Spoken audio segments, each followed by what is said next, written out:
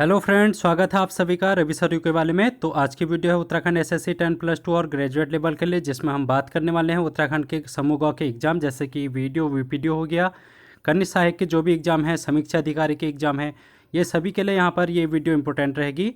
और आज हम बात करेंगे मध्यकालीन भारत के इतिहास में, जिसका हम आज मुगल काल पढ़ेंगे। इससे पहले यहाँ पर हमने मध्यकालीन इतिहास का पहला पार्ट हमने कंप्लीट कर लिया है, जो कि हमने मैराथन क्लास में लिया था दिल्ली सल्तनत के बारे में। तो दिल्ली सल्तनत में जितने भी शासक हुआ करते थे उन सभी के बारे में हमने जानकारी ली और देखा कि वहाँ से क्वेश्चन किस तरीके से आपके एग्जाम में पूछे जाते हैं। तो आज हम बात करेंगे मुगल काल की, और इस तरीके से ये 2 कंप्लीट क्लास में आपका मध्यकालीन इतिहास कंप्लीट हो जाएगा। इसके बाद हम कुछ क्वेश्चन करेंगे इसके ऊपर, और इस तरीके से फिर हम आगे आधुनिक भारत की तरफ चलेंगे। ठीक है, तो आज ये क्लास 9th है और इतिहास की। इससे पहले 8 क्लास हो चुकी है, जो कि कंप्लीट हिस्ट्री का है, जिसमें हमने प्राचीन इतिहास को समझा दिया है। प्राचीन इतिहास के 1-2 टॉपिक और बचे हैं, उनको भी मैं लेके आऊँगा। तो चलिए आज की वीडियो को शुरू करते हैं। और यहाँ पर कुछ वीडियोज़ हैं जो कि आपको सजेस्ट करूँगा, आपके आने वाले एग्ज़ाम के लिए इंपॉर्टेंट रहेंगी। जैसे कि 1000 प्लस स्टैटिक जीके के क्वेश्चन आपको यहाँ पर सीरीज चलाई जा रही है। इसमें सिर्फ स्टैटिक जीके के क्वेश्चन होंगे, और जो कि आपका जो 40 मार्क्स का जीएस वाला है वो आपको यहाँ से कवर होगा। उसके बाद यहाँ पर भारत के इतिहास के बारे में हम बात कर रहे हैं। इतिहास कंप्लीट होने के बाद यहाँ पर राजनीति और फिर भूगोल की तरफ हम चलेंगे। उसके अलावा यहाँ पर आपको एक और क्लास आपको देखनी पड़ेगी, जो कि है उत्तराखंड के प्रीवियस ईयर क्वेश्चन। यहाँ पर जितने भी उत्तराखंड के प्रीवियस ईयर क्वेश्चन हैं उनको हम यहाँ पर डिस्कस कर रहे हैं, और ये इसमें भी 1000 प्लस क्वेश्चन का टारगेट हमने रखा है।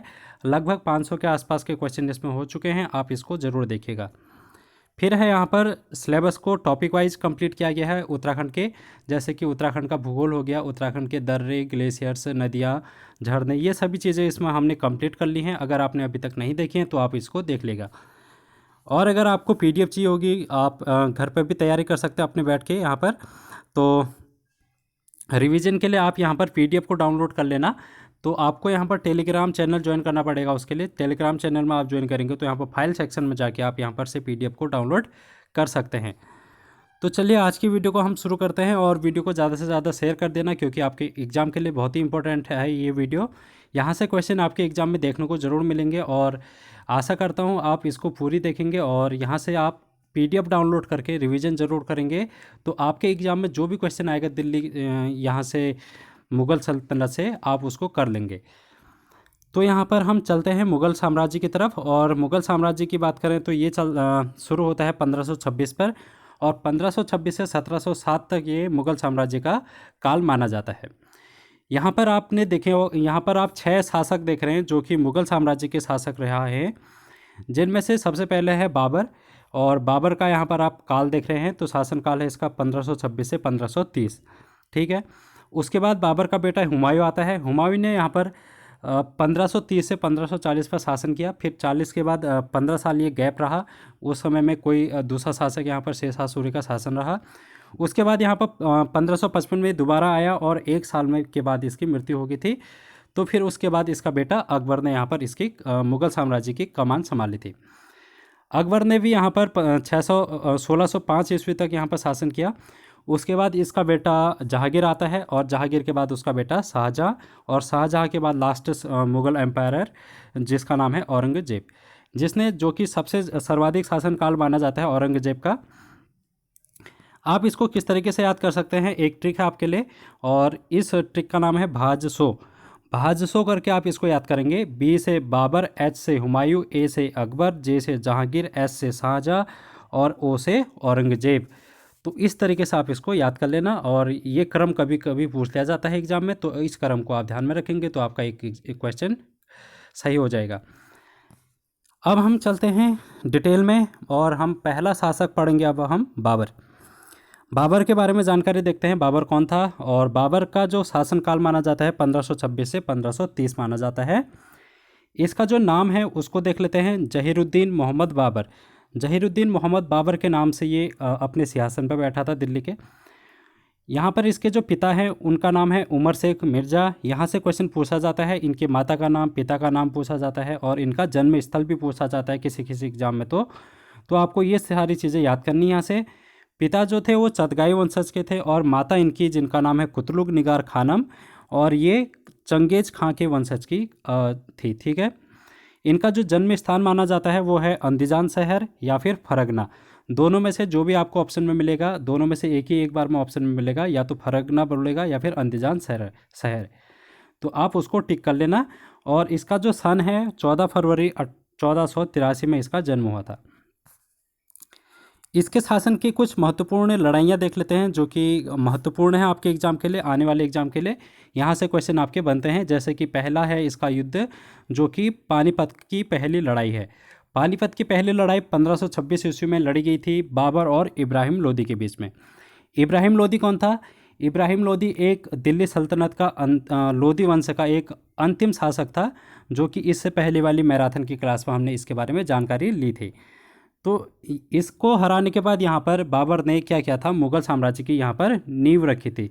तो इस लड़ाई में यहाँ पर बाबर की जीत हुई थी और इब्राहिम लोदी का यहाँ पर पराजय हुआ था, और इसी वजह से यहाँ पर दिल्ली सल्तनत को यहाँ पर समाप्त करके मुग़ल साम्राज्य की स्थापना यहाँ पर बाबर के द्वारा की गई थी।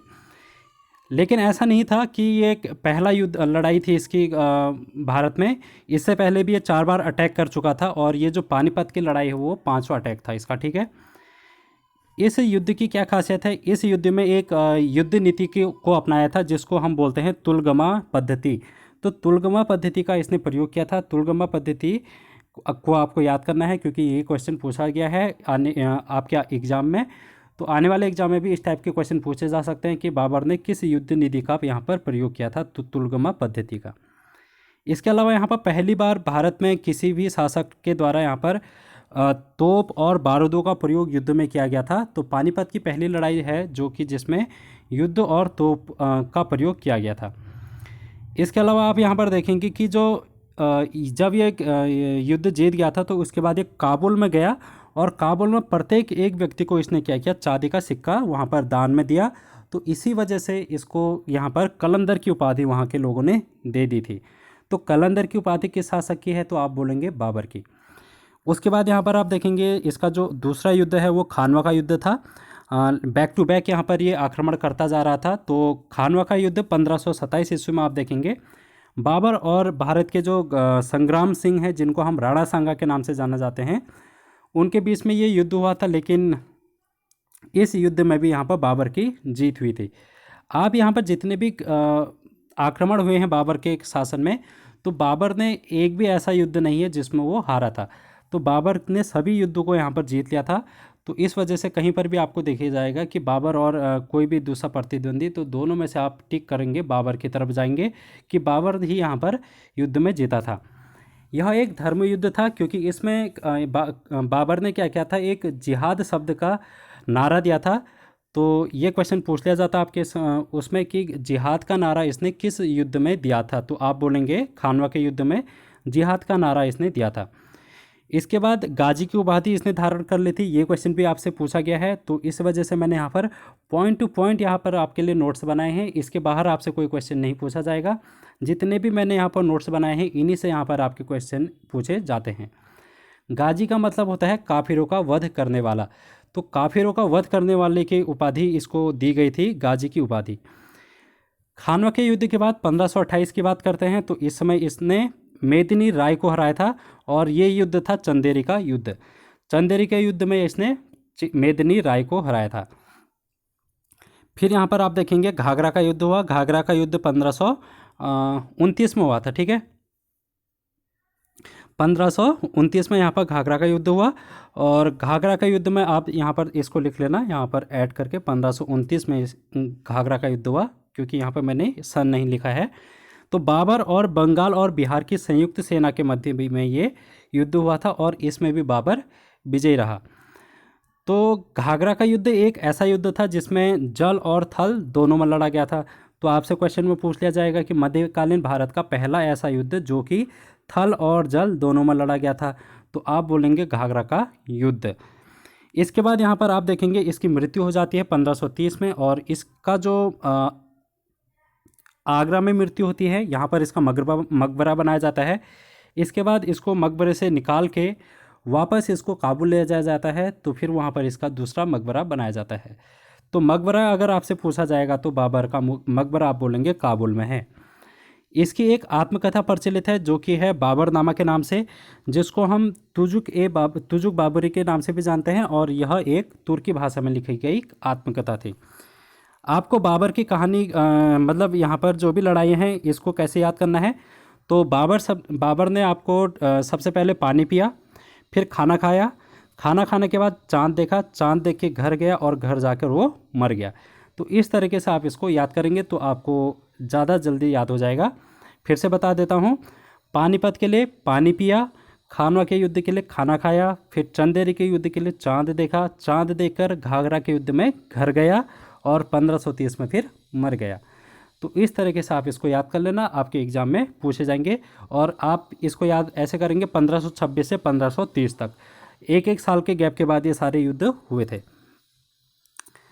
यहाँ पर अगला शासक देखेंगे हम, बाबर का बेटा जो कि हुमायूं है। हुमायूं के बारे में हम देखते हैं, और इसका जो शासनकाल माना जाता है वो है 1530 से 1540 में पहली बार, फिर उसने 15 साल का गैप रहा इसके शासन में, फिर 1555 से 1556 के बीच में फिर से ये गद्दी पर बैठा था। तो इस वजह से ये 2 बार यहाँ पर गद्दी में बैठा। तो बाबर का बेटा था ये, और इसकी पत्नी का नाम पूछ लिया जाता है हमीदा बानो बेगम। और यहाँ पर आपसे पूछा जाएगा कि हमीदा बानो बेगम किसकी पत्नी का नाम है, तो यहाँ पर आप बोलेंगे हुमायूं का। यहाँ पर एक इसकी कथा है, आत्मकथा, जो कि हुमायूं नामा से फेमस है, तो वो भी आपको याद में रखनी है कि हुमायूं की जो आत्मकथा है वो हुमायूं नामा है। अपने पिता के इच्छानुसार, यानी कि बाबर चाहता था कि जो उसका साम्राज्य है वो सभी बेटों में उसका बंटवारा हो, तो इसी वजह से अपनी पिता की यहाँ पर इसने इच्छा पूर्ति के लिए अपना जो साम्राज्य था वो सभी भाइयों में इसने बांट लिया था। इसके शासनकाल की कुछ महत्वपूर्ण युद्ध हैं, उनको हम देख लेते हैं। सबसे पहले इसकी लड़ाई हुई थी चौसा के युद्ध में। चौसा से पहले भी लड़ाई हुई थी, उनको आपको याद नहीं करना है क्योंकि वहाँ से क्वेश्चन नहीं पूछा जाता है, छोटी मोटी लड़ाइयाँ थी, लेकिन चौसा का युद्ध आपसे पूछ लिया जाता है। तो आप बोलेंगे चौसा का युद्ध हुमायूं और शेर खान के बीच में हुआ था। अब यहाँ पर आप देखेंगे कि शेर खान की यहाँ पर विजय हुई थी और हुमायूं यहाँ पर हार गया था। शेर खान ने इस युद्ध के बाद यहाँ पर शेर शाह की उपाधि धारण की थी, और फिर शेरशाह सूर्य के नाम से ये जाने लगा। ठीक है, शेर खान कौन था? शेरशाह सूर्य ही शेर खान था, और इसने क्या किया था, यहाँ पर चौसा के युद्ध में हुमायूं को हराकर शेरशाह की उपाधि धारण की थी, और उसी के बाद ये शेरशाह सूर्य के नाम से जाने लगा। इसने क्या किया, कुछ सिक्के चलाए और अपने नाम का खुतबा ढलवाया। ठीक है, उसके बाद यहाँ पर आप देखेंगे कन्नौज का युद्ध हुआ, जिसको हम बिलग्राम के युद्ध के नाम से भी जानते हैं, और ये युद्ध हुआ था 1540 में। 1540 में फिर से इन दोनों के बीच में हुआ, जो कि आप देखेंगे हुमायूं और शेरशाह सूर्य के बीच में। शेरशाह सूर्य ने फिर से यहाँ पर विजय हासिल की थी, और इस हार के बाद यहाँ पर हुमायूं क्या कर गया, यहाँ से देश छोड़ के लाहौर की तरफ चले गया। तो लाहौर में यहाँ पर क्या हुआ, फिर इसका एक बेटा होता है वहाँ पर, उस बेटे के बारे में हम आने वाले अगले उसमें चर्चा करेंगे। ठीक है, यहाँ पर आप देखेंगे फिर सरहिंद का युद्ध होता है 1555 में। इस 1540 के बाद 55 तक का जो शासन है वो सूर्य वंश का होता है, और इसके बीच में यहाँ पर जो हुमायूं है वो देश को छोड़कर लाहौर चला गया था। वहाँ पर उसने संरक्षण लिया था, और वहाँ पर उसका एक बेटे ने जन्म लिया। तो फिर 1555 में ये जब वापस आए हुमायूं, तो इसने फिर से अटैक करने की कोशिश की यहाँ पर, और 1555 में यहाँ पर आप देखेंगे कि इसके साथ एक इसका सेनापति बैरम खां भी आ गया था, और बैरम खां और इसका बेटा जो कि लाहौर में पैदा हुआ उस समय 1540 के आसपास में, तो अकबर भी यहाँ पर थोड़ा बड़ा हो चुका था, 14-15 साल का। तो फिर इन तीनों ने यहाँ पर सिकंदर सूर्य को हरा दिया था। इस वजह से सरहिंद के युद्ध के बाद इसने दोबारा यहाँ पर गद्दी पर बैठ गया हुमायूं। अब क्या हुआ, 1556 में इसने एक पुस्तकालय बनाया था अपनी पढ़ाई करने के लिए। तो वहाँ पर ये सीढ़ियों से गिरकर इसकी मृत्यु हो गई थी, और उस पुस्तकालय का नाम आपसे पूछ लिया जाता है, तो आप बोलेंगे शेर-ए-मंडल। शेर-ए-मंडल पुस्तकालय भवन है किसका? हुमायूं का, जहाँ से इसकी सीढ़ियों में मृत्यु हो गई थी। इसको दीन पनाह में बनाया गया है। ठीक है, अब हम देखते हैं जो ये 15 साल का बीच में थोड़ा सा गैप रहा था, उस समय शेरशाह सूरी जो महत्वपूर्ण शासक था उसने शासन किया, उसके बारे में हम थोड़ा देख लेते हैं। हम यहाँ से क्वेश्चन आपके बनता है शेषासुर से भी। जैसे इसके बचपन का नाम आपसे पूछ लिया जाता है, तो फरीद इसका बचपन का नाम है। और गद्दी पर बैठने के बाद इसने कुछ किले का निर्माण किया था, जिसको हम रोहतासगढ़ का किला बोलते हैं। तो रोहतासगढ़ का किला किसने बनाया? तो आप बोलेंगे शेषासुर ने। उपाधि इसने धारण की थी, हजरत आला की उपाधि धारण की थी और शेर खां की उपाधि धारण की थी।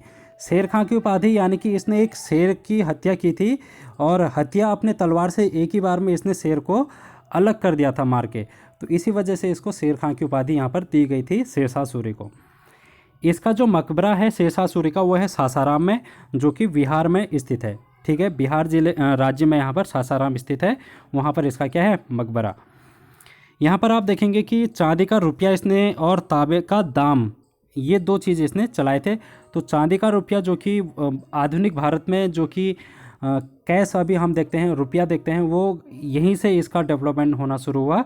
तो शेषासुर के शासन में यहाँ पर चांदी का सिक्का यानी कि चांदी का रुपया का प्रचलन हो गया था। अब यहाँ पर आप देखेंगे 1541 में पाटलिपुत्र को पटना के नाम से पुनः स्थापित किया। यानी कि जो पाटलिपुत्र है आपका, वो अभी वर्तमान में जो पटना नाम है, बिहार का एक शहर है, वो पाटलिपुत्र के नाम से जाना जाता था, और इसका इसने क्या किया था? पुनः स्थापना की थी। इसके अलावा शेरशाह ने क्या किया था? काबुलियत एवं पट्टा प्रथा की यहाँ पर शुरुआत की थी। इसके बाद यहाँ पर आप देखेंगे कि जो पद्मावत कहानी है, पद्मावत आपने मूवी भी देखी होगी, तो जिसमें अलाउद्दीन खिलजी ने वहाँ पर रतन सेन को हराया था। तो वो जो पद्मावत की कहानी है, वो इसी के शासनकाल में मलिक मोहम्मद जायसी के द्वारा लिखी गई थी। ठीक है, यहाँ पर ग्रांड ट्रंक रोड का इसने निर्माण किया। आपको यहाँ पर कमेंट बॉक्स में आंसर करके बताना है कि जो ग्रांड ट्रंक रोड है वो वर्तमान में कहाँ से कहाँ एग्जिस्ट करती है, यानी कि कहाँ से कहाँ तक ये जो ग्रांड ट्रंक रोड है इसका निर्माण कहाँ से कहाँ तक बनाया गया था। इसका कमेंट बॉक्स में आप आंसर कीजिएगा। अगर आपको नहीं आएगा तो फिर अगले वीडियो में मैं आपको इसका आंसर बता दूंगा। फिर यहाँ पर आप देखेंगे अकबर आया। अकबर उस समय सरहिंद के युद्ध में छोटा था, तो इस वजह से यहाँ पर इसका जो सेनापति था, जिसको हम बैरम खां के नाम से जानते हैं, उसके संरक्षण पर ये शासन किया इसने। तो अकबर के जो बचपन का नाम था, सबसे पहले आप देख लेंगे जलाल है। 14 फरवरी 1556 को बैरम खां ने अकबर का राज्याभिषेक किया। तो अकबर का राज्याभिषेक इसने सेनापति ने किया, जो कि बैरम खां हैं। और बैरम खां ने 1560 तक अकबर का संरक्षक किया, और ये सेनापति और वकील भी रहा इसका। तो ठीक है, तो जो भी इसके कार्य होते थे 1560 तक, वो बैरम खां संभालता था, क्योंकि उस समय ये अकबर क्या था? छोटा था, उसमें ज़्यादा इसको शासन प्रशासन की जानकारी नहीं थी। इसके बाद आप देखेंगे अकबर के शासन में पानीपत की द्वितीय लड़ाई होती है, और द्वितीय लड़ाई जो होती है पानीपत की 1556 ईस्वी में होती है। और इस समय अकबर और हेमू के बीच में होती है, लेकिन यहाँ पर अकबर क्या होते हैं? विजय हो जाता है। फिर अकबर ने एक और लड़ाई लड़ी थी, जो कि 1576 में है, 20 साल बाद यहाँ पर, और जिसको हम हल्दी घाटी के युद्ध के नाम से जानते हैं। यहाँ पर महाराणा प्रताप और अकबर के बीच में ये लड़ाई हुई थी, और महाराणा प्रताप इसमें हार गए थे। ठीक है, जो अकबर का सेनापति था उसका नाम यहाँ पर आप देखेंगे तो इसका नाम होगा मानसिंह। तो मानसिंह के बारे में पूछ लिया जाता है, तो ये अकबर का सेनापति था, जो कि हल्दी घाटी में इसने इस अकबर का साथ दिया था। इसके बाद आप देखेंगे यहाँ पर 1572 की बात है, जब इसने गुजरात पर दूसरा आक्रमण किया। और यहाँ पर ये माना जाता है कि जब ये दूसरा आक्रमण इसने गुजरात पर किया, तो इसने पहली बार यहाँ पर समुद्र देखा। तो समुद्र के किनारे गुजरात स्थित है, तो वहाँ पर इसने क्या किया? पहली बार समुद्र देखा, और वहाँ पर ये पुर्तगालियों से भी मिला था। तो क्वेश्चन इस तरीके से पूछ लिया जाता है कि किस युद्ध के बाद अकबर ने पहली बार यहाँ पर समुद्र देखा था? तो आप बोलेंगे गुजरात के दूसरे आक्रमण के बाद यहाँ पर 1572 में पहली बार अकबर ने क्या किया था? समुद्र देखा था। अकबर के शासन की कुछ महत्वपूर्ण कार्यों के बारे में हम देख लेते हैं। तो इसने दास प्रथा का अंत किया था। यहाँ पर सन वैसे पूछा नहीं जाता, लेकिन मैंने आपके लिए सन भी लिख लिया है कि किस सन में इसने क्या काम किए थे। तीर्थ यात्रा कर जो टैक्स लगता था तीर्थ यात्रा पर, उसको इसने समाप्त कर दिया था। जो जजिया कर लगाया गया था सबसे पहले हमने पढ़ा था यहाँ पर कासिम ने लगाया था। तो उस जजिया कर को इसने क्या किया, ख़त्म कर दिया था। ठीक है। उसके बाद यहाँ पर आप देखेंगे फतेहपुर सीकरी का निर्माण किया इसने। वहाँ पर इसने एक राजधानी बनाई और राजधानी को आगरा में स्थापित किया। ठीक है। फिर आगरा से इसने राजधानी को कहाँ किया, फतेहपुर सीकरी में स्थानांतरित कर दिया था। तो आप आगरा से राजधानी फतेहपुर सीकरी कौन ले गया, तो आप बोलेंगे इसका आंसर अकबर ले गया था। ठीक है। और ये 1571 में ले गया था। इबादत खाने की स्थापना इसने की थी, मजहर की घोषणा इसने की थी और दीन इलाही धर्म की इसने स्थापना की थी। ठीक है। ये दीन इलाही धर्म ऐसा धर्म था जिसमें सभी धर्म के लोग यहाँ पर हिस्सेदारी कर सकते थे। तो ये धर्म यहाँ पर प्रचलित हुआ। ठीक है। इसके बाद यहाँ पर इलाही संवत, ये कैलेंडर की शुरुआत की थी इसने अपने शासनकाल में, जिसको इलाही संवत के नाम से जानते हैं। ठीक है। तो किस मुगल साम्राज्य के काल में यहाँ पर कैलेंडर की स्थापना की गई थी, तो आप बोलेंगे इलाही संवत के नाम से यहाँ पर अकबर ने इसकी शुरुआत की थी। इसने क्या किया फिर 1585 में लाहौर में इसने अपनी राजधानी को स्थानांतरित कर दिया था। तो सबसे पहले इसने आगरा से जो राजधानी थी उसको फतेहपुर सीकरी ले गया 1571 में, और फिर यहाँ पर आप देखेंगे 1585 में ये इसने क्या किया, राजधानी को लाहौर स्थानांतरित कर दिया। ठीक है। यहाँ पर आप देखेंगे कि जो दीन इलाही धर्म इसने चलाया था उसमें एकमात्र हिंदू जो था बीरबल, उसने क्या किया था, यहाँ पर इस धर्म को यहाँ पर इस दीन इलाही धर्म को माना इसने। ठीक है। आप यहाँ पर देखेंगे इसको ज्वाइन किया था इसने, और इसके एक समकालीन एक सूफी संत था जिसका नाम है शेख सलीम चिश्ती। तो शेख सलीम चिश्ती किसके समकालीन सूफी संत है, आपके पास क्वेश्चन पूछा जाएगा तो आप बोलेंगे अकबर का। ठीक है। यहाँ पर आप देखेंगे कि जो इसकी शासन प्रणाली थी उसकी जो प्रमुख विशेषता है वो है मनसबदारी प्रथा। तो मनसबदारी प्रथा की शुरुआत इसने की थी यहाँ पर अकबर ने। अब हम यहाँ पर देख लेते हैं स्थापत्य कला, यानी कि इसने क्या क्या चीज़ें यहाँ पर बनाई थी, इसके शासनकाल में क्या क्या चीज़ों का निर्माण हुआ था। तो सबसे पहले आप देखेंगे यहाँ पर दिल्ली में हुमायूं का मकबरा बनाया इसने अपने पिताजी का। उसके बाद आगरा का लाल किला बनाया इसने, आगरा का। ठीक है। दिल्ली का लाल किला नहीं, आगरा का, यहाँ पर ये कंफ्यूज मत होना। यहाँ पर फतेहपुर सीकरी में इसने शीश महल बनाया, जोधाबाई महल भी यहाँ पर फतेहपुर सीकरी में बनाया, और पंचमहल और बुलंद दरवाज़ा ये सभी कहाँ पर हैं, फतेहपुर सीकरी में है। ठीक है। कौन कौन से, शाही महल और जोधाबाई महल, पंचमहल और बुलंद दरवाज़ा, ये कहाँ पर है, फतेहपुर सीकरी में। इलाहाबाद का किला इसने बनाया, लाहौर का किला बनाया, और आगरा फोर्ट, आगरा फोर्ट मतलब लाल किला ही आगरा का। तो ये सारी चीज़ें स्थापत्य कला में इसने यहाँ पर निर्माण करवाई थी। यहाँ पर अब हम देख लेते हैं अकबर के 9 रत्न के बारे में। तो अकबर के 9 रत्न कौन कौन से हैं उसको हम देख लेते हैं।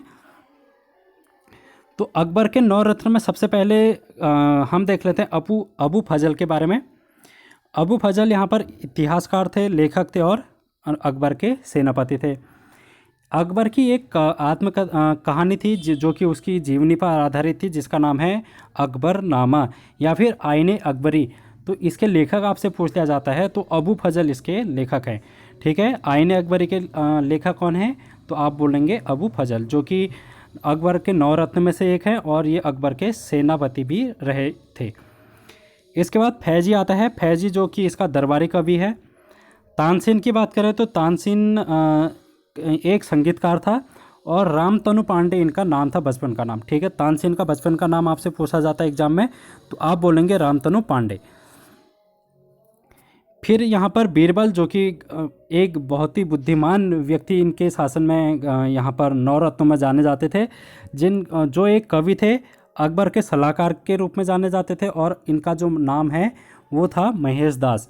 महेश दास आपसे नाम पूछा जाता है तो आप बोलेंगे यहाँ पर बीरबल का नाम था। ठीक है।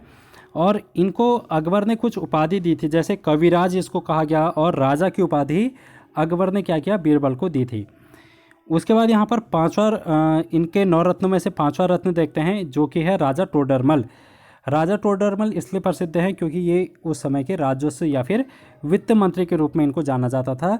तो यहाँ पर फाइनेंस मिनिस्टर की यहाँ पर इनकी पोजीशन थी। राजा मानसेन मानसिंह है यहाँ पर आप देखेंगे तो इसका प्रधान सेनापति था, जो कि युद्ध में इनका साथ दिया करता था। फिर यहाँ पर आप देखेंगे सातवां, अब्दुल रहीम खाने खाना। अब्दुल रहीम खाने खाना क्या था? एक कवि थे। उसके बाद आप देखेंगे हकीम हुमाम, जो कि रसोई घर का प्रधान था। और फिर मुल्ला दो प्याजा, ये अकबर का सेनापति और वजीर था। इनके बारे में उतना नहीं पूछता, लेकिन स्टार्टिंग के जैसे बीरबल हो गया, तानसेन हो गया, और यहाँ पर आप देखेंगे जो पहला है अबू फजल, इसके बारे में भी पूछ लिया जाता है क्योंकि इसने अकबरनामा लिखी थी। तो इन 3-4 को आप याद कर लेना, तो 3-4 लोगों से आपके पास यहाँ पर क्वेश्चन बन सकते हैं। यहाँ पर आप देखेंगे 1605 में इसकी मृत्यु हो गई थी, और अकबर का जो ये मकबरा है वो सिकंदरा में यानी कि आगरा में इसकी मकबरा बनाया गया है। ठीक है, तो इस तरीके से यहाँ पर अकबर का शासन समाप्त हो जाता है। फिर अकबर का बेटा यहाँ पर जहांगीर यहाँ पर आ जाता है, और जो कि अपना शासनकाल संभालता है। ठीक है, तो कमेंट करके ज़रूर बताइएगा वीडियो कैसी लग रही है, यहाँ तक कितना आप लोगों को समझ में आया, कितना आप तैयारी कर रहे हैं, मेहनत कर रहे हैं किस तरीके से। तो कमेंट बॉक्स में अगर आपको कोई भी डाउट है इस टॉपिक से रिलेटेड, जो कि मुग़ल साम्राज्य है, या फिर कोई भी क्वेश्चन जो कि आपको दिक्कत करता है, तो आप उस चीज़ को यहाँ पर कमेंट बॉक्स में ज़रूर पूछ लीजिएगा।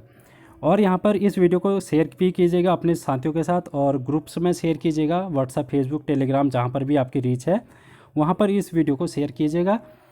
अगर आप यहाँ पर चैनल पर नए हैं तो चैनल को सब्सक्राइब जरूर कर लेना, बेल आइकन को प्रेस कर लेना, जिससे कि आने वाली नोटिफिकेशन आपको सबसे पहले मिल जाए। ठीक है, तो इतना काम करने के बाद हम यहाँ पर फिर से चलते हैं हम जहांगीर की ओर। तो जहांगीर का जो बचपन का नाम है उसको देख लेते हैं। बचपन का नाम इसको सलीम के नाम से ये फेमस था, जहांगीर, जो कि 1605 से 1627 तक इसका शासनकाल रहा।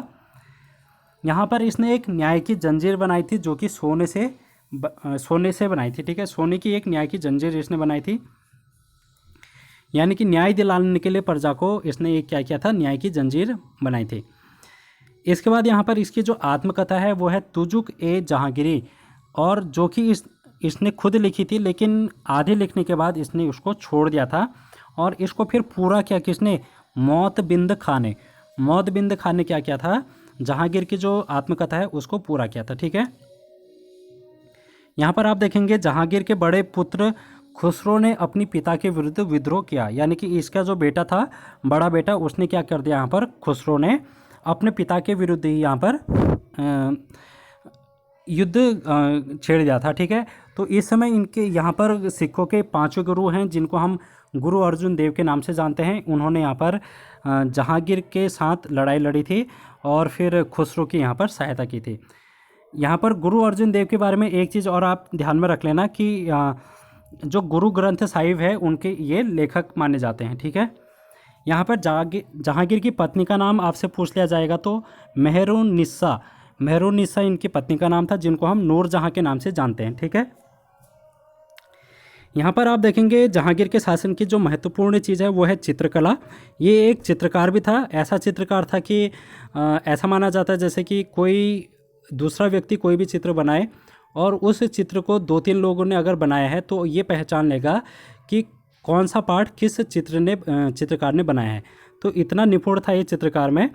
तो इस वजह से इसके जो शासनकाल है इसमें यहाँ पर आप देखेंगे जो चित्रकारी है वो चरम पर थी।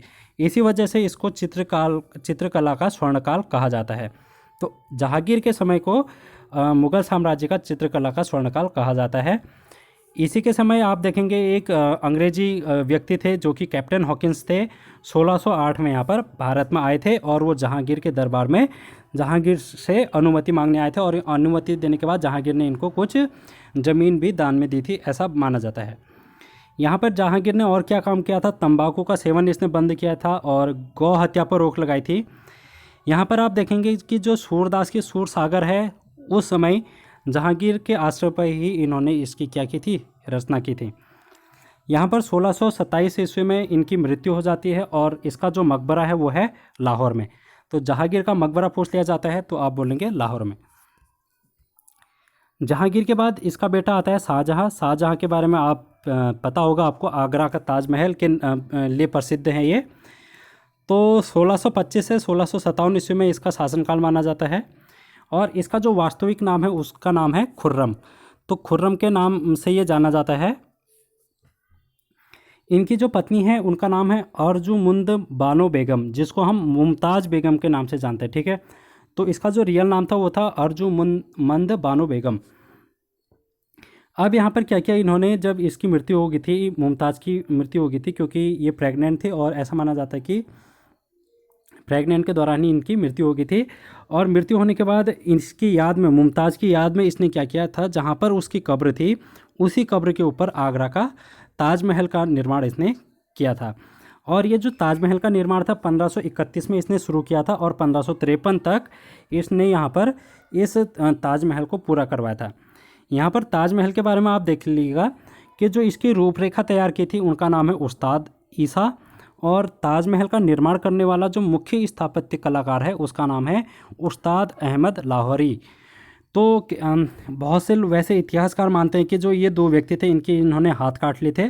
तो ऐसे ही इसकी जानकारी वैसे पूर्ण तरीके से मिलती नहीं है, लेकिन कुछ लोग इसके बारे में बताते हैं कि जिन्होंने आगरा के ताजमहल का निर्माण किया था उनका इन्होंने क्या कर दिया था, हाथ काट दिए थे।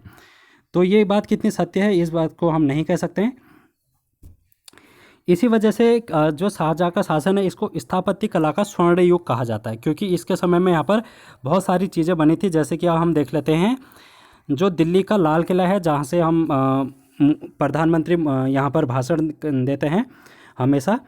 तो उसके बाद यहाँ पर आप देखेंगे दिल्ली का जामा मस्जिद, जो कि फेमस जामा मस्जिद है इंडिया की, ताजमहल जिसके बारे में हमने देख लिया है, और आगरा में मोती मस्जिद, और लाहौर में शीश महल इसने यहाँ पर बनाया था। तो इसी वजह से इसको स्थापत्य कला का स्वर्ण युग कहा जाता है। यहाँ पर आप देखेंगे एक शहर इन्होंने बसाया था जिसका नाम है शाहजहानाबाद। ये दिल्ली के आसपास में, यमुना नदी के तट के आसपास में है ये शाहजहानाबाद, ये शहर इसने बसाया था। यहाँ पर इसकी मृत्यु हो जाती है 1666 में, और इसका जो मकबरा है वो है दिल्ली में। फिर यहाँ पर शाहजहाँ के बाद इनका बेटा आता है जिसका नाम है औरंगजेब, जो कि एक क्रूर शासक था, जो कि अपने क्रूरता के लिए जाना जाता है। यहाँ पर ये एक कट्टर मुस्लिम भी था, तो ये भी आपको ध्यान में रखना है। तो और जो शासक थे वो इतने कट्टर नहीं थे जितना ये औरंगजेब था। यहाँ पर सर्वाधिक शासनकाल इसका रहा 1658 से 1707 तक। इसका जो जन्म हुआ था वो 1618 में, और गुजरात के दोहाद में इसका जन्म हुआ था। और ये जो औरंगजेब है ये मुग़ल साम्राज्य का अंतिम शासक है। तो आपसे क्वेश्चन पूछ लिया जाएगा तो आप बोलेंगे कि मुग़ल साम्राज्य का अंतिम शासक औरंगजेब है। इसकी पत्नी का नाम दिलरास बानो बेगम, जिनको हम रबिया बीबी के नाम से जानते हैं। मुग़ल साम्राज्य का एक ऐसा शासक है जिसका 2 बार राज्याभिषेक हुआ, ठीक है। इसने क्या किया, 2 बार यहाँ पर राज्य की गद्दी को संभाला था, ठीक है। यहाँ पर 1675 में क्या हुआ, औरंगजेब ने सिखों के 9वें गुरु, जिनको गुरु तेग बहादुर की हत्या कर दी, ठीक है। तो गुरु तेग बहादुर की हत्या किसने की थी, औरंगजेब ने की थी। यहाँ पर आप देखेंगे फिर इसके शासन में यहाँ पर एक संधि होती है जिसको हम पुरंदर की संधि कहते हैं, जो कि 1665 ईस्वी में हुई। और ये जो संधि हुई महाराष्ट्र के शिवाजी और मराठा थे शिवाजी, और आमेर जयपुर के एक जय सिंह थे, उनके बीच में ये संधि हुई थी। जो ये जय सिंह थे वो औरंगजेब की तरफ से यहाँ पर संधि में शामिल हुए थे। तो इस वजह से यहाँ पर इस संधि को यहाँ पर इम्पोर्टेंट माना जाता है। यहाँ पर 1679 ईस्वी में इसने जजिया कर पुनः लागू कर दिया था, जो कि अकबर ने ख़त्म कर दिया था। सबसे पहले यहाँ पर आप देखेंगे मोहम्मद कासिम ने यहाँ पर लागू किया था, सबसे पहला मुस्लिम आक्रमणकारी था भारत में।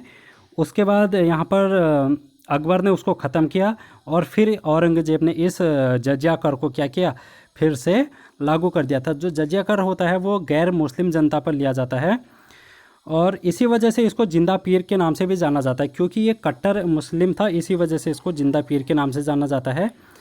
जो औरंगजेब के गुरु हैं उनका नाम अगर आपसे पूछ लिया जाता है तो मीर मोहम्मद हकीम यहाँ पर औरंगजेब के गुरु थे। औरंगजेब ने क्या किया था, यहाँ पर 1685 में बीजापुर और 1687 में गोलकुंडा को यहाँ पर मुग़ल साम्राज्य में मिला लिया था, जो कि महाराष्ट्र का हिस्सा हुआ करता था, जो कि मराठाओं के शासन में फेमस जगह थी, ठीक है। यहाँ पर औरंगजेब ने क्या किया, और ये दरबार में इसने संगीत पर पाबंदी लगाती थी, लेकिन ये खुद वीणा बजाता था, तो वीणा वादक था एक। तो आपसे क्वेश्चन पूछा जाएगा कि दिल्ली सल्तनत में वीणा वादक कौन है, तो आप बोलेंगे औरंगजेब। और इसने क्या किया था, यहाँ पर संगीत में पाबंदी लगाती थी। और इसी के समय में यहाँ पर जो फारसी में सबसे अधिक पुस्तकें भारतीय शास्त्रीय संगीत की लिखी गई थी, ठीक है। तो भारतीय शास्त्रीय संगीत की फारसी भाषा में सबसे अधिक पुस्तकें किसके शासनकाल में लिखी गई, तो औरंगजेब। तो इस तरीके से यहाँ पर मुगल साम्राज्य यहाँ पर 1707 में यहाँ पर इसकी मृत्यु के बाद कंप्लीट हो जाता है। और इसका जो मकबरा है वो है महाराष्ट्र के खुलदाबाद में, ठीक है। औरंगाबाद भी इसको बोलते हैं, खुलदाबाद भी इसको बोलते हैं, महाराष्ट्र में स्थित है ये मकबरा। तो यहाँ पर इस तरीके से ये था अंतिम शासक जो कि मुगल साम्राज्य का था। तो thank you so much. Video कैसी लगी आप कमेंट कीजिएगा और ज़रूर बताइएगा आपको कैसा लगा, कितना आपने इस वीडियो से सीखा। और वीडियो को शेयर ज़्यादा से ज़्यादा कीजिएगा। आने वाली वीडियो में कमेंट करके बताइएगा कि आधुनिक भारत को शुरू किया जाए या फिर वर्ल्ड हिस्ट्री, क्योंकि वर्ल्ड हिस्ट्री के क्वेश्चन भी आपके एग्जाम में ज़रूर बहुत सारे पूछे जा रहे हैं। तो यहाँ पर आप जिसको भी बोलेंगे मैं उस टॉपिक को यहाँ पर शुरू कर दूँगा। तो थैंक यू सो मच।